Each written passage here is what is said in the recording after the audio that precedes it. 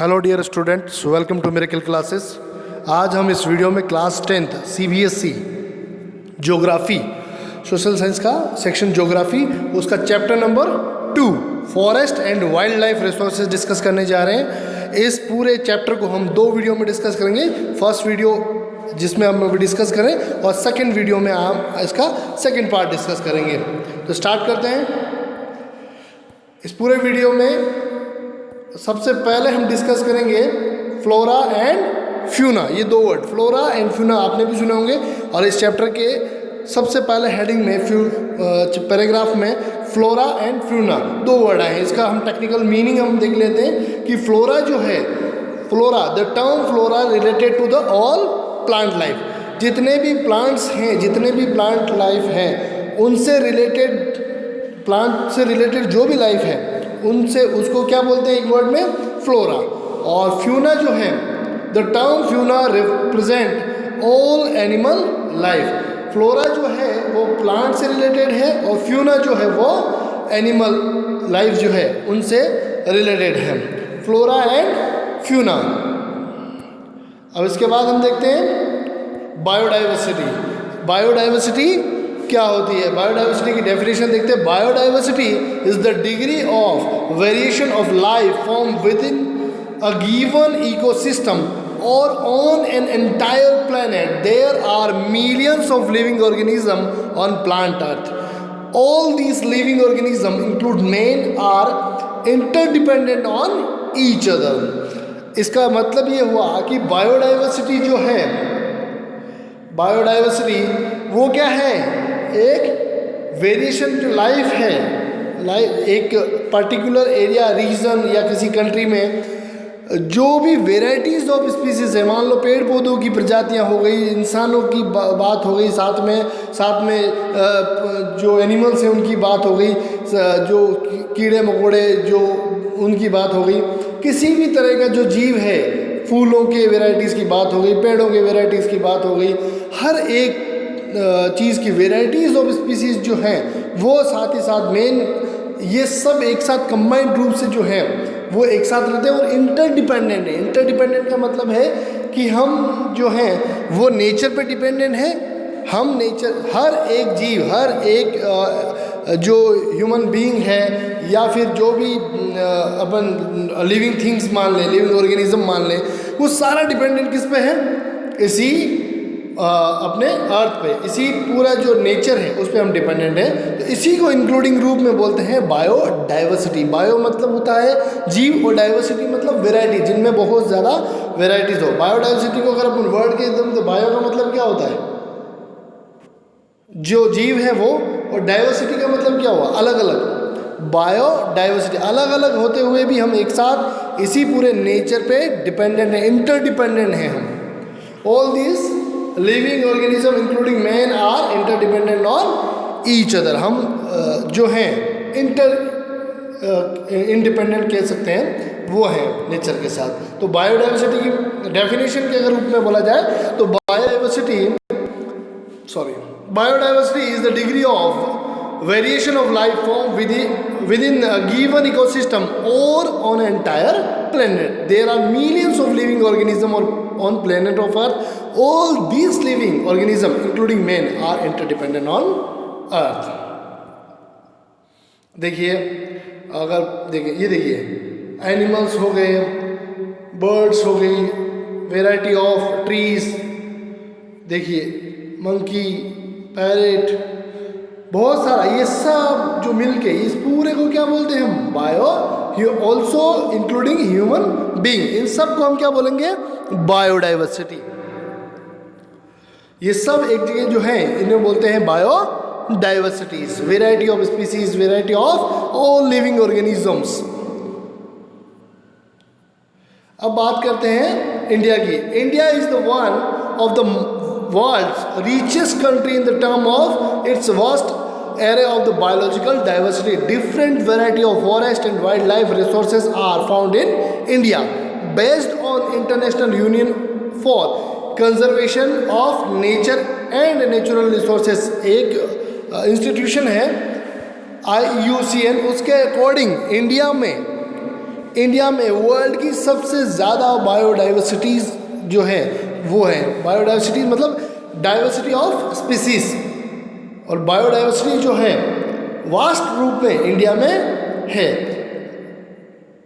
किसने कहा ये? IUCN। IUCN क्या है? एक UN का बेस्ड इंस्टीट्यूशन है जिसके according we can classify different category of existing plant and animal species as follows. हम देखेंगे कि जो डिफरेंट प्लांट्स हैं, एनिमल्स हैं, उनको स्पीसीज के बेस्ड पे हम उनको किस किस तरह से क्लासीफाई कर सकते हैं और उनको किस किस तरह से कैटेगराइज कर सकते हैं, ये हम देखेंगे।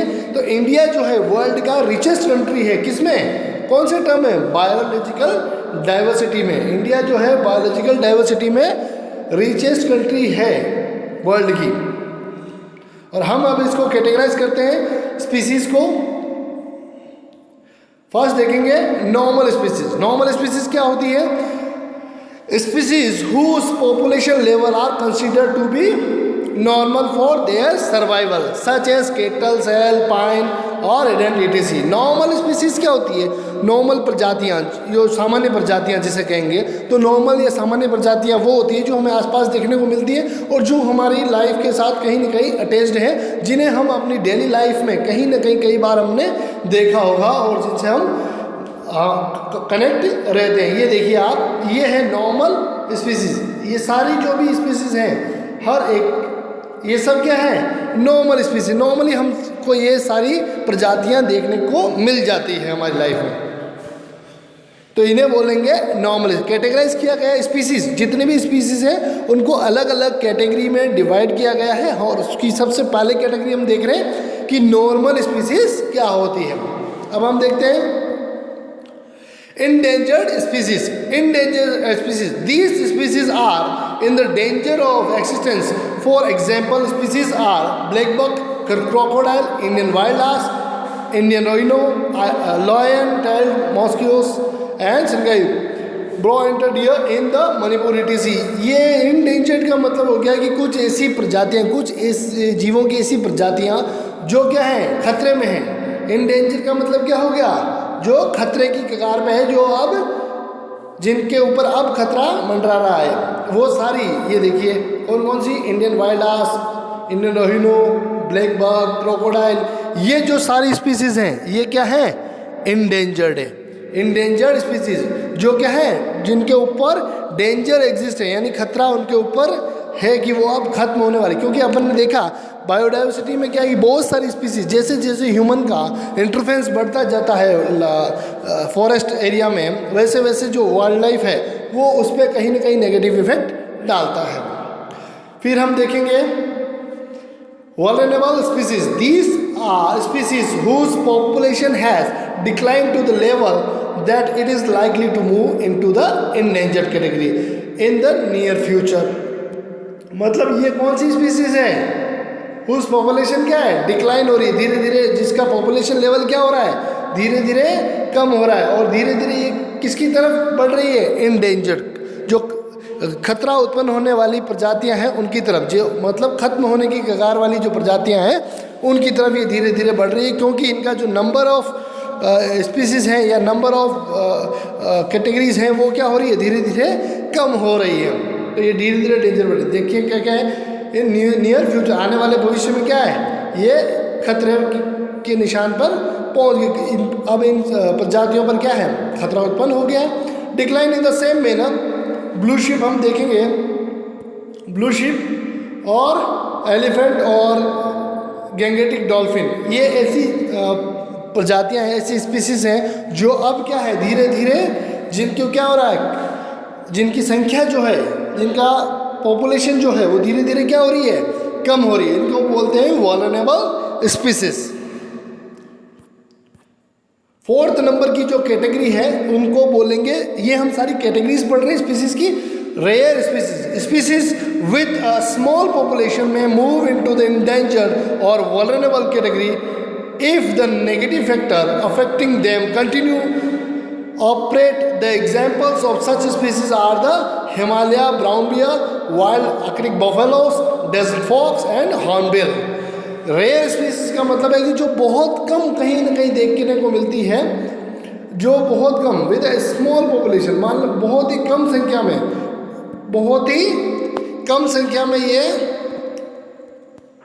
है, स्मॉल पॉपुलेशन में है, मैं मूव इनटू द इंडेंजर, धीरे धीरे क्या हो रही है, ये खत्म होने की कगार पे जा रही है। इनको बोलते हैं रेयर। रेयर मतलब बहुत कम देखने को जो मिलती है, कि स्पेसिफिकली कभी किसी एक पर्टिकुलर रीजन में जहाँ देखने को मिल जाती है, वो कहलाती है रेयर स्पीसीज। एग्जाम्पल्स भी कुछ दे रखे हैं, हिमालय का ब्राउन बियर वगैरह, ये है रेयर स्पीसीज। अब 5th नंबर पे है endemic species. These are species which are only found in some particular area, usually isolated by the natural or geographical barrier. Example of such species are the Andaman teals, Nicobar penguins, or Andaman wild pig और मिथुन इन अरुणाचल प्रदेश।